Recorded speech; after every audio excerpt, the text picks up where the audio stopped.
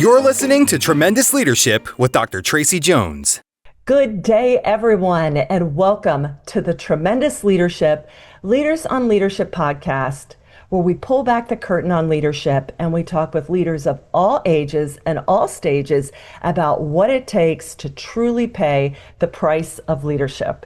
And I am so excited to introduce to you today my special guest, Tiffany Joy Greene. Tiffany, welcome. Thank you, Tracy, for having me. And I think this is going to be a great conversation. Let's call it the TNT podcast. I love it, TNT. You love it. Tiffany and Tracy, it's tremendous time. But let me tell you about this wonderful lady you're about to listen to. So Tiffany Joy Greene, she has an MBA. She is the founder of Empower People, where she helps leaders protect what they've built before it fractures. And she is an executive advisor on purpose and decision architecture, where she equips CEOs and leadership teams to align people, purpose, performance, and politics so growth doesn't erode integrity. Tiffany is also the host of Evolve Together with Empower People, formerly on ESPN Richmond, which is where she resides. And she's also the architect of the 4P Integrated Organizational Architecture Framework and the author of a series of books. I cannot wait. If you're driving, be sure and come back and get your pen out the next time to write this down. And I want to tell you folks, a lot of people go, well, how does Tracy meet these tremendous people? Well, this is thanks to the tremendous Bill Forrester. Shout out to Bill,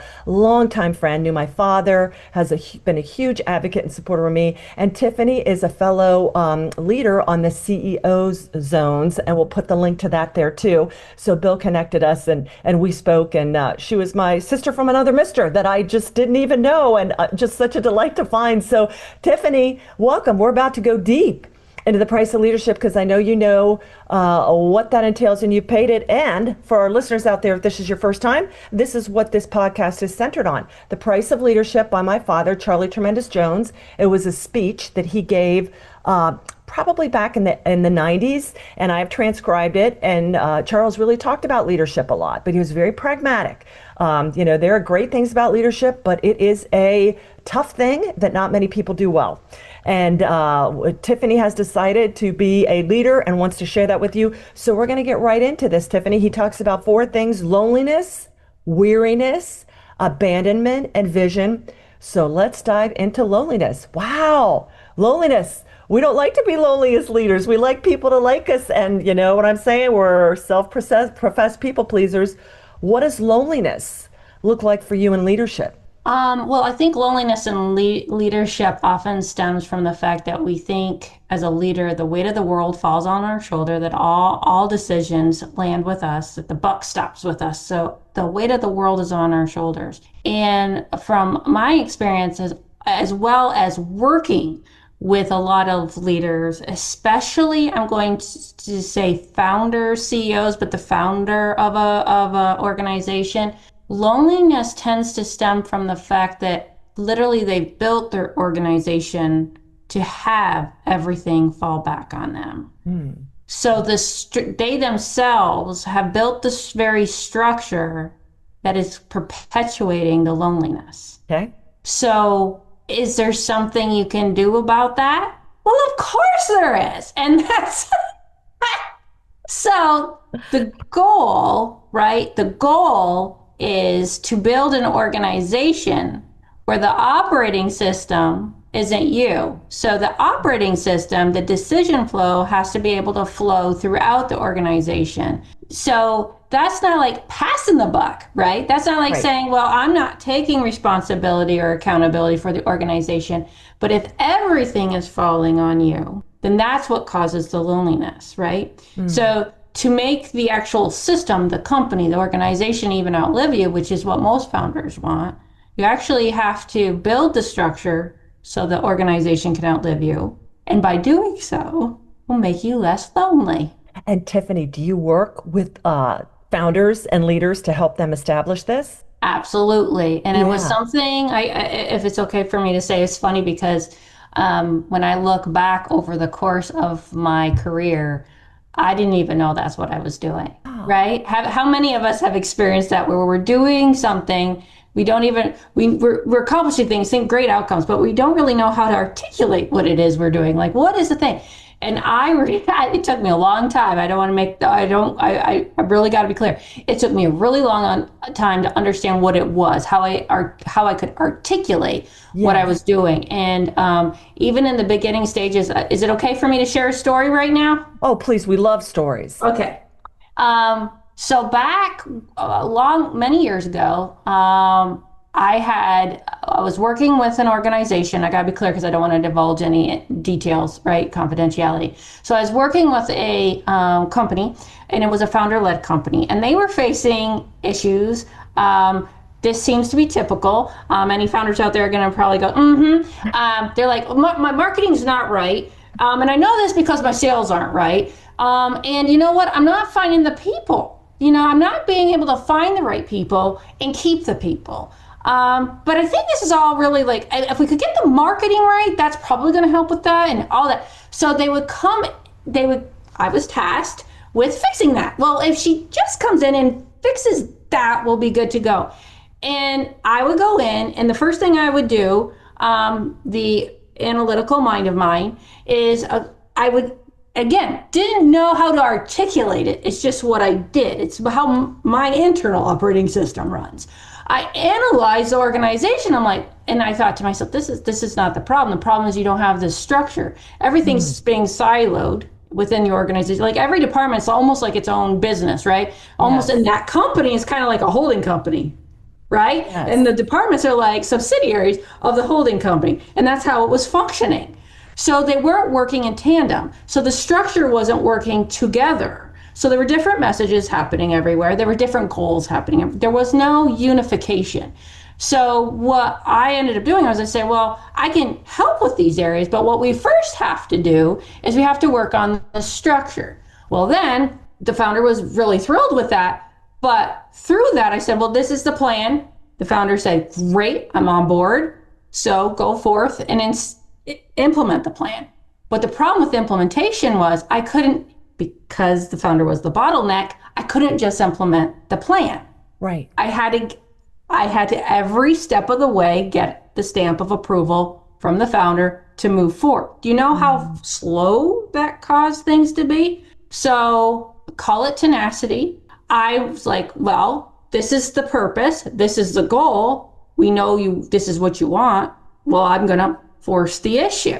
So instead of like waiting for the meeting, waiting for the approval, I would find the founder no matter where they were, and I'd say, I got to do it, and I got to do it now. Got your approval? Okay. And I kept every single day, I'm not exaggerating, to the point where things are happening. The founder's like, wow, just go do it. Just go do it. So what eventually happened was, because I was making all these changes, and this isn't about patting myself on the back. It just shows how important the structure is to the company. So once this movement, like other people in the company was like, well, how is she moving it? And at first I think they thought it was like politics at play. I had some sort of power. I had no power. Like there was not some. You're not an employee. Right. You're an outsider. It was simply, all I was doing is I was pushing the envelope where it needed to be pushed, but I was building the structure. So in the moment, as I'm building the structure, I'm doing the pushing, they're not combating me, because they're seeing the gravity, the movement, the momentum that's happening from it in tandem. So they actually gave me an office upstairs, and ironically enough, next to the president, who was in line to take over for the founder. Okay. What was the benefit? So then I was also building structure with HR, accounting. So now and it wasn't that I was responsible. I don't want to make it sound like, ooh, I'm responsible for all these departments. My responsibility was building the structure for the company. So all of these entities are working for a unified purpose. The purpose was the operating system, not the founder. Right. So the good news is, after the architecture was built, fast forward, and I'm not at this point, not working with them anymore, right? The founder left, the transition occurred smoothly because the architecture was built, and they kept on chugging along and growing.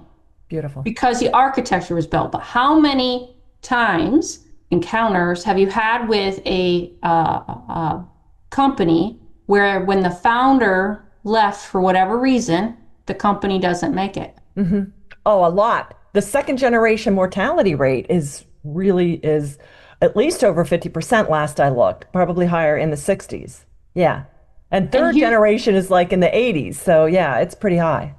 because usually what happens, it's the founder that's the operating Right, system. right. And then if it's a family, so in this situation that I'm specifically talking about, the president wasn't a relative. So there wasn't like this generation, well, the family name is really the operating system at that point, right? That's another kind of dynamic. Yes. But the reality is when the structure becomes outside of the founder, now we're all even the CEO. See how loneliness starts?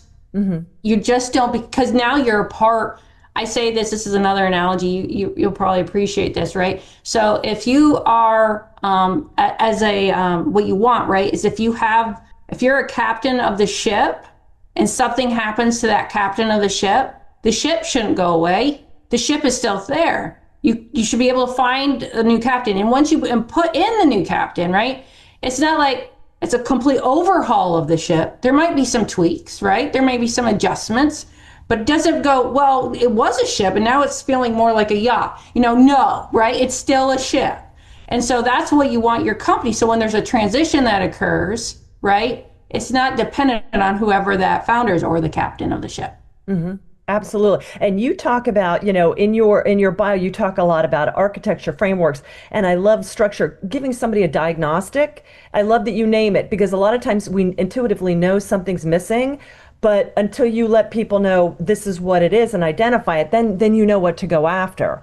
Until then, it's just, and I like that you were intuitively doing that and and I like that FLC, founder-led company. So I'm sure. Now, Tiffany, how do you combat loneliness in your business? Because us that are out there in our little S corps and oftentimes, the only one on the W-2, do you encounter that with your work and how do you deal with it? I think the key to loneliness is to remind yourself, number one, especially if we're talking about anybody who is more of like a solopreneur or maybe somebody who I would call like a micro enterprise that doesn't necessarily have employees, but a lot of subcontractors. I know a lot of folks like that. I think the key is to, regardless if you have the formalized structure of having 20, 50, hundreds of employees, thousands of employees, right? And having an executive team or having a board and all that to kind of counterweight that loneliness. I think the other component, what you can do is you can create that for yourself. You don't have to have the formalized structure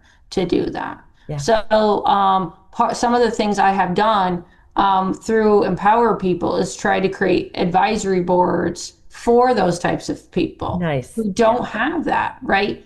I think sometimes what happens too, right, is especially I think with solopreneurs, it happens with everybody, but somebody who doesn't have the team, the loneliness comes in because if you don't have the trusted resource, are you going to go out to the public and go, man, I'm just really struggling? No, that's vulnerable. You might think less of me. If you think less of me, you may never hire me. That's not where I want to be, right? So you have to have a safe place. It can't, and so there's a issue, I think, for solopreneurs specifically or micro enterprises where they don't feel like, where can I go? And there's a lot of masterminds out there, but even so, and I'm not saying don't join a mastermind. I would never say that.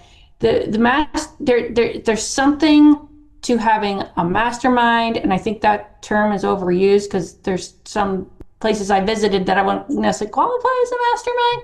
They're more support group, and that's okay. There's a time and place for everything. The key is to join something, and if something doesn't exist, is to create something that really leverages how you need to make decisions. Okay.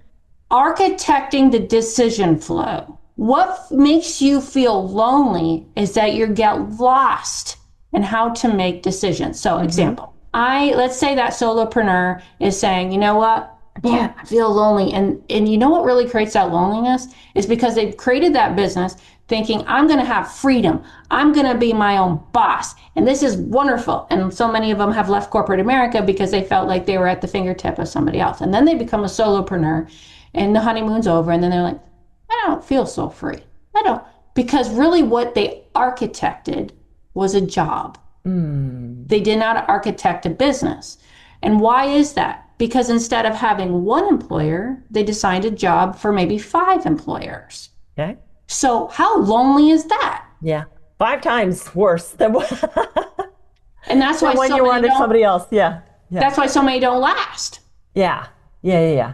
Wow. That's an excellent way to put it, Tiffany. Yeah. I love it. So this is a business, not a job, and get your leverage the decision-making flow, architecture that. That's brilliant. Very helpful for me too. That's wonderful that you put that into words. So yeah, you've showed us how you work with people that are dealing with loneliness and how we can combat it in our season. So thank you for that. And so just to go back, so it's always about the 4 P's for me, which Yes, is we you got talked the about that. purpose. Yes. So the purpose you want to think of like, so if you have a compass, right? The purpose is the magnet of that compass. Everything should be moving forward toward that purpose. So every decision you make should be going toward the purpose. Any decision, if you're consciously making a decision that goes against that, you have to ask, why am I making that decision? Has the purpose, am I changing the purpose? I got to be cognizant of that. It's reflective. Like, am I consciously doing that? Or am I afraid of something? Okay. And that's where the other P's come in. The people, the performance, and the power, or the politics. Politics and power, that's what I mean. I mean, we're not talking politics in the other, Right, talking right. about power, resource allocation, right? So like going back to that solopreneur, right? What is the purpose, right? There's a problem there if the purpose of the solopreneur, we'll use this as an example, and it doesn't matter the size really, but we'll use a solopreneur as an example. If my purpose is basically I was unhappy in corporate America and I just want to have freedom, that's not a purpose. That's a benefit. So you got to go back to what is the purpose? Why are you doing this? What is the impact? And it's not money. Profit, revenue is part of performance. It's not purpose. And a lot of people get that messed up.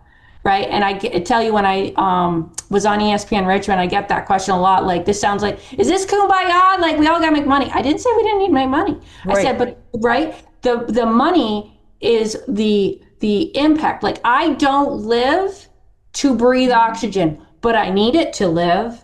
I live for something greater than to breathe oxygen. That's the same as profit. Of course, you need to be profitable. Right. But that's not the reason. Raison d'être, as they say in France, right? That's not the reason for being. Wow. Excellent.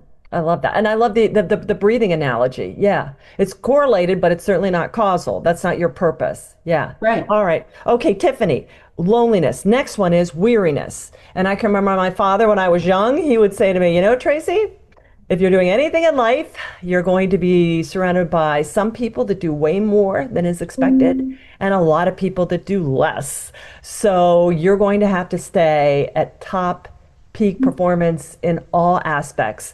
It's tiring. It's a lot of responsibility spiritually, economically, you know, when you're writing checks from your account to float the business. How do you deal with weariness, Tiffany? I think you're going to find a theme in everything I say. That's good. That all goes back to your purpose. So weariness is, again, coming back from and talking about performance, right? So you become weary when you have designed the system where you are responsible for everything. Okay. Just because I say this to myself. So it's like, as I'm saying this, I'm not saying I've perfected it. I have to constantly work on it too. So just because you can do it doesn't mean you should do it. Okay. Right. And I think there's this idea, well, perception, right? It's all about narrative, that sometimes when somebody has a fear of delegating, but also not just delegating, giving them the accountability and responsibility over something. There's a difference, right? I can delegate, but if I'm micromanaging, you've negated the value of the delegation, right?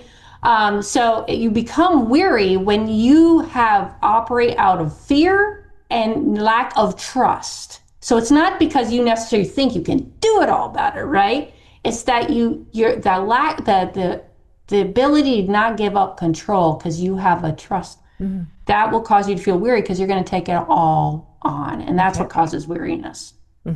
So you got to design the architecture around, what am I really responsible for? Well, if you're the founder of an organization, regardless of size, it's about making sure the ship is on course. And what is that course? Purpose. Yep.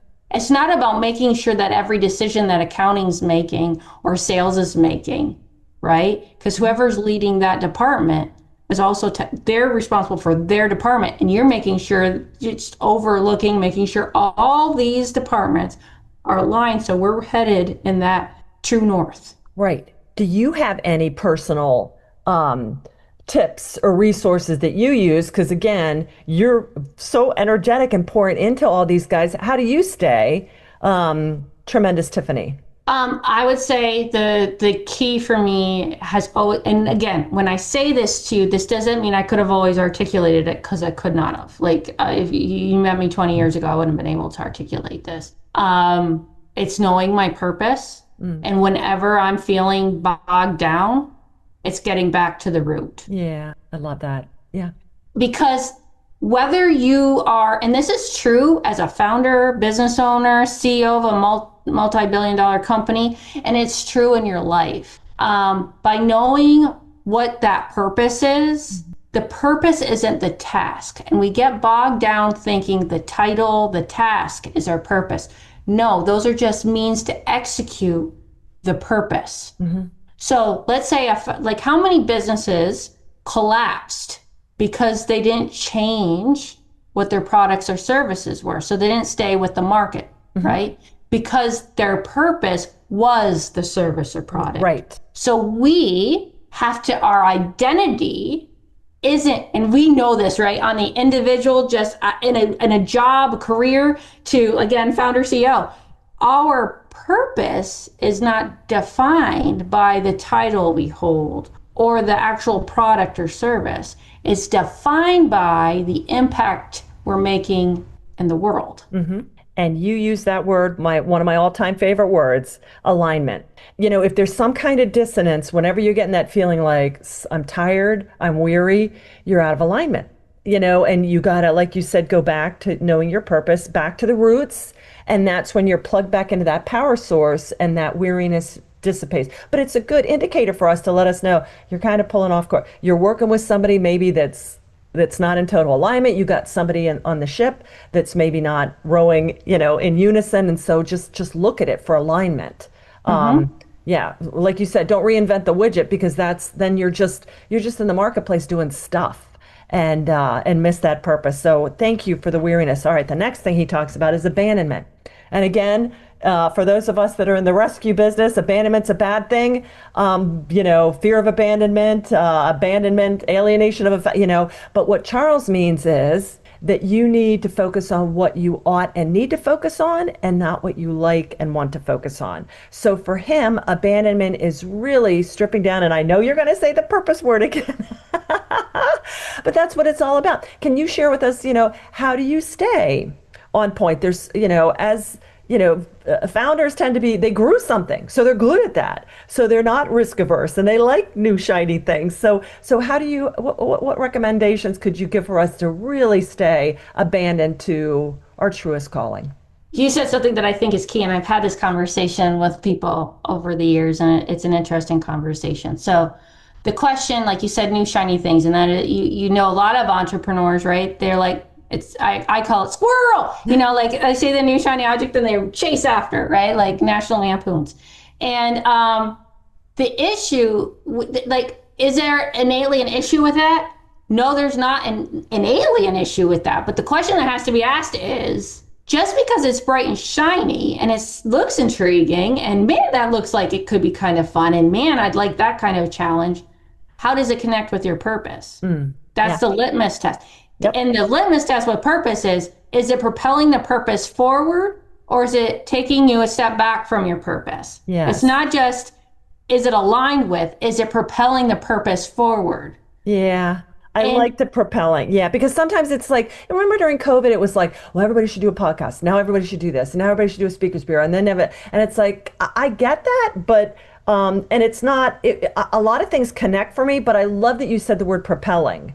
Because I don't just want a lot of other things that connect, but propel. yes, because the question is, and I use a lot of analogies. So, is it purpose driven? So that when I say purpose, is it driving it forward? Yeah. Think about it as a car. Is it moving forward? Because a lot of times those shiny new objects, and we all have it, every single person, shiny new object, business concept, service, like, ooh. But then you really got to just take a step and go, okay, if I put that in my car, we're going to use another analogy because we're saying driven. If we're going to put that in my car, am I going to become more ergonomical? Am I going to be able to, step on the gas and move forward? Or is it the weight of that new thing going to cause us to slow right down? Yeah. And more times than not, it's going to slow you right down. And sometimes this is why, like that shiny new object could take you off the path of purpose completely. Yeah. And I've seen that happen. So that's why it's so important that the founder, their number one job is staying aligned and propelling that purpose forward. That's what their job is. That's what the job is. Mm-hmm. I think sometimes, so when you're in a board meeting, an executive team room, or you're meeting with your leaders, or it's just you, and you're like looking at your financials. For a lot of folks right now, especially the smaller businesses, taxes, they're looking at how last year fared and how that, okay, it's all important information. The CPA is going to tell you a lot of wonderful things you need to take in. But the one thing, what's that not going to happen in that conversation? They're not going to talk about purpose. That's not why they're there. They're not going to say, based on these financials are propelling you forward in your purpose. And if you keep on this trajectory, well, they're not doing that. They're going to map it out for you financially, what that looks like, which is a piece of the pie. But the bigger question is sometimes even financially, you got to take a step back to go 20 steps forward for your purpose. And the only one who should be making that decision is the leader of the organization. Mm-hmm. Mm-hmm. Absolutely. I love that. Number one job is alignment. Beautifully said. And I love the car analogy. And yeah, is it a spoiler, so to speak? Is it going to give you a lift or drag? And boy, that's excellent. Tiffany, the last thing he talked about was vision. And, I always thought, I'm an operations girl. I like you. I love processes and diagnostics. So I'm like, not really a visionary. I know people that are, and I'm like, they get it. And I know we're kind of different people excel at different things, but my father always told me, Tracy, vision is seeing what needs to be done and doing it. So, the law of attraction still has the root word of action in it. So I'm like, oh, now that he had the blueprint and the blue sky, but it was also a very pragmatic thing. So how do you advise founders or leaders or yourself with owning your Empower business? How do you stay on the vision? Because we always have to be looking ahead. So vision is a tricky thing because I think when you talk to a lot of leaders, founders of a lot of different sizes of businesses, vision gets disconnected from purpose. Okay. So I think of conversations I've had a lot with people, and this is where, cliches are used, but I'm not opposed to cliches. I think they exist for a reason. But you hear the phrase, right? I'm getting lost in the weeds, or my organization's getting lost in the weeds. And when you get lost in the weeds, what happens is you lose sight of vision. But sometimes the vision is actually a word that's used synonymously with the wrong thing. They're actually used synonymously more with KPIs than vision. So I have a vision, not me myself. So these are things that I've heard clients say in the past. I have a vision. In 5 years, I'm going to take my $3 million company. I'm going to make it 10 million. Mm-hmm. That's my vision. That's not a vision. Right. That's right. KPI. Right. In 5 years, I'm going to double size my employee base. First of all, why? How does that serve I always say, so why? Why would that be a goal? Why is that a vision? So then we have to unpack that. And the question for me, always goes back, how does that drive the purpose forward? What is your purpose? And a lot of times those goals are set because there has been a misalignment and a disconnect from the purpose. Somewhere along the line, the big organization was built with purpose in mind. Most businesses do have purpose. They do. But somewhere along the line in the growth, they get lost in the weeds and they lose sight of it because they lose their own identity as they build it. So what happens is they're losing their identity. The organization loses its identity. And without identity, you have no direction.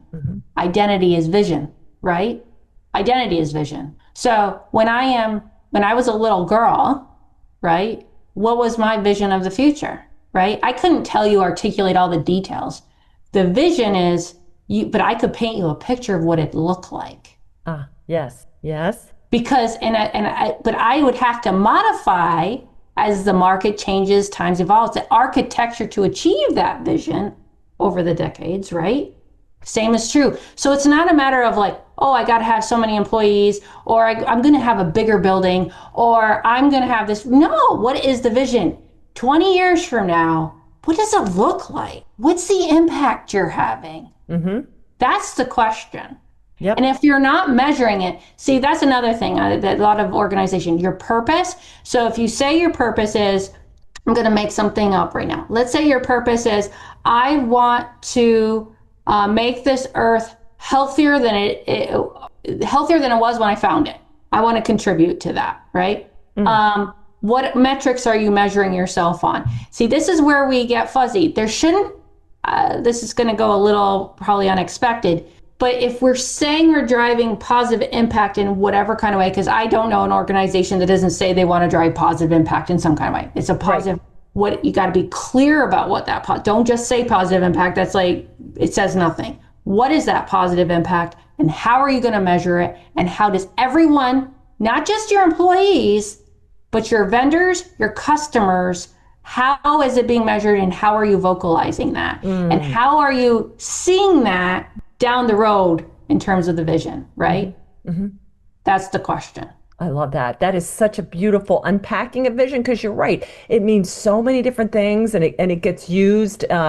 And for our listeners out there, we threw that out there, KPI, key performance indicators. Okay. So if it just means, because my husband was reading a book I asked him to read, and he's like, what's KPI? He's from the insurance business. And I'm like, well, if you were in project management, KPIs.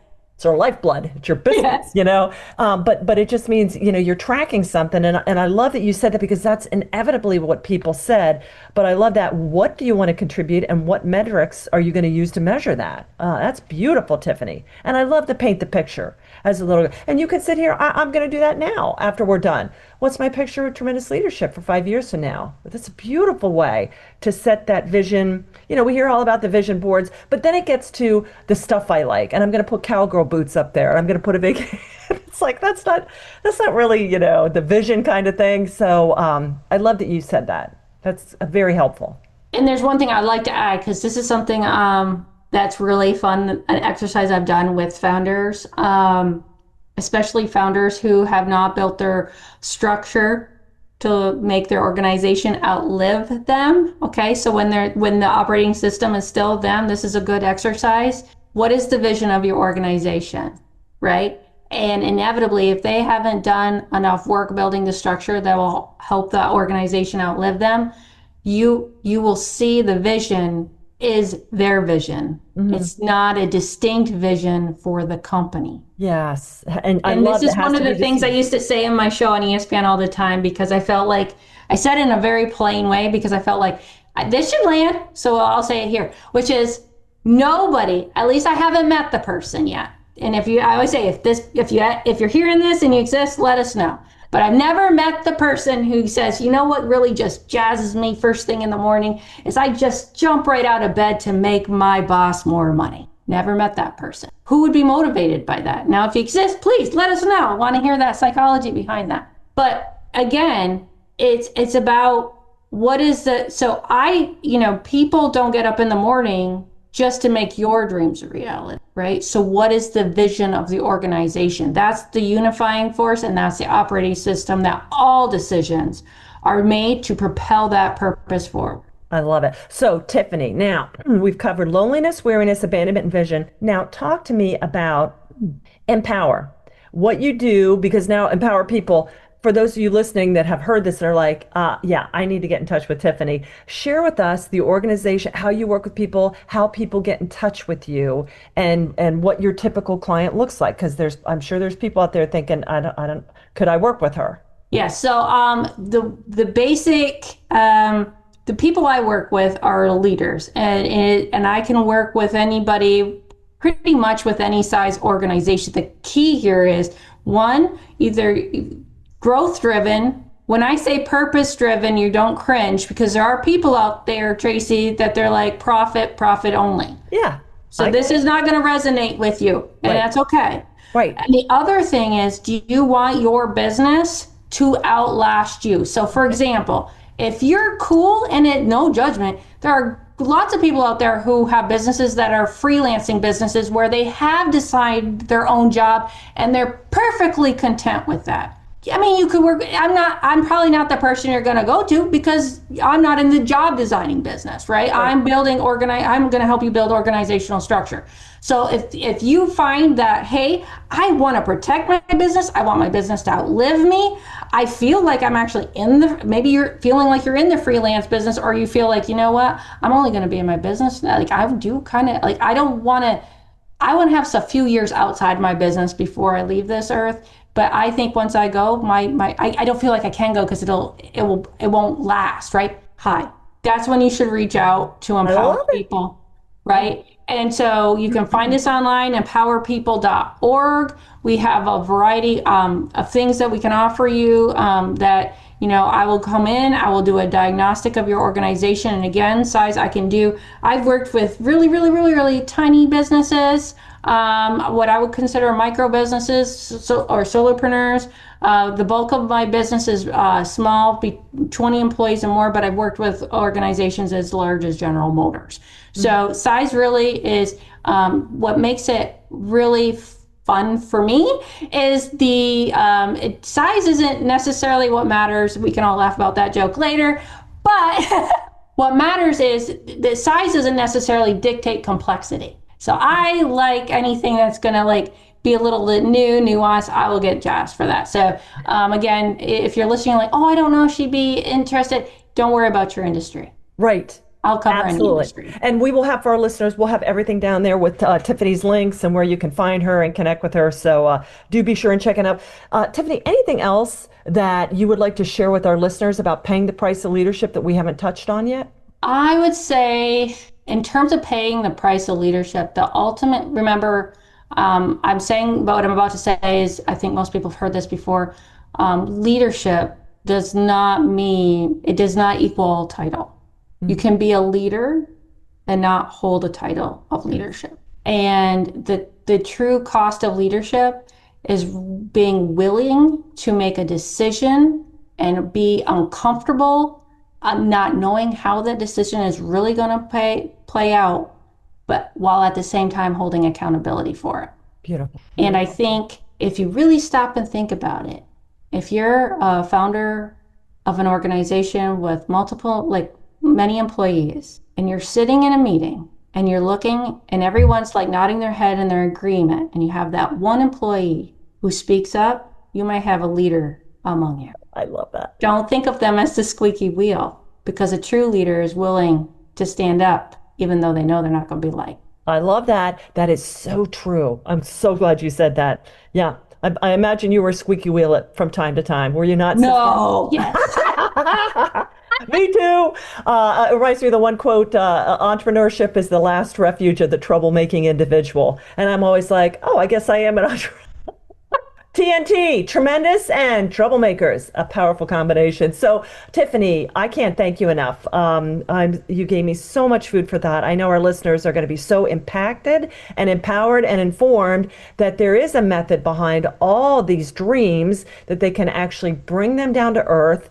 And I love that you really talked about clarifying who's your ideal client and who you want to work with. And I love, no judgment. Everybody gets to do this for their own thing. But if you're out there and you're thinking, oh, what she said really resonates with me, and I want that, I want you to get in touch with Tiffany. And to our listeners out there, never forget, as Charlie Tremendous Jones said, you'll be the same person 5 years from now that you are today, except for two things: the people you meet and the books you read. You just got to meet the tremendous Tiffany Greene. You just got to talk about the tremendous The Price of Leadership.